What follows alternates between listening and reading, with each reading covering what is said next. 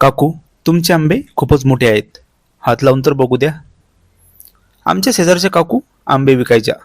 उन्हाळ्यात त्यांचं दुकान आमच्या घराशेजारी असायचं. काकू दिसायला खूपच भरदार होत्या.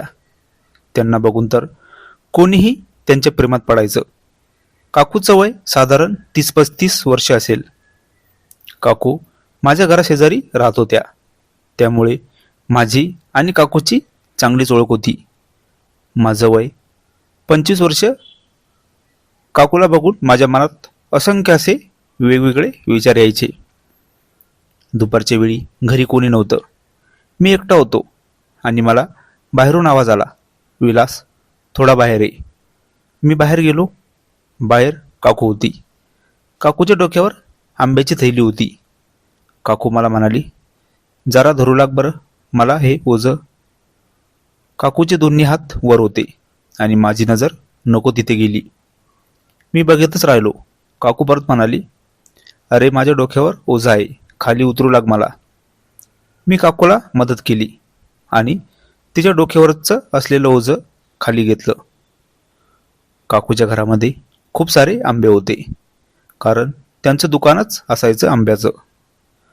माझी नजर फक्त काकूवर होती, कारण मी काकूला जेव्हा त्यांचे दोन्ही हात वर होते तेव्हा मी काकूला म्हणालो, काकू तुमचे आंबे तर खूपच मोठे आहेत. काकू म्हणाली, हो, तुला घे त्यामधले काही आंबे. मी काकूला म्हणालो, काकू मला फक्त 2च आंबे पाहिजे, मला हात लावून तर बघू द्या. मी काकूला विचित्र बोलत होतो, पण काकूला काही समजलं नाही.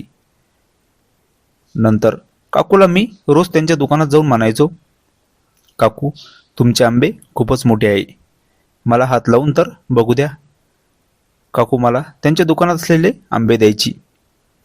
माझं असं रोज रोज काकूला बोलणं, त्यामुळे एकदा काकूच्या लक्षात आलं की मी काकूला विचित्र बोलत आहे.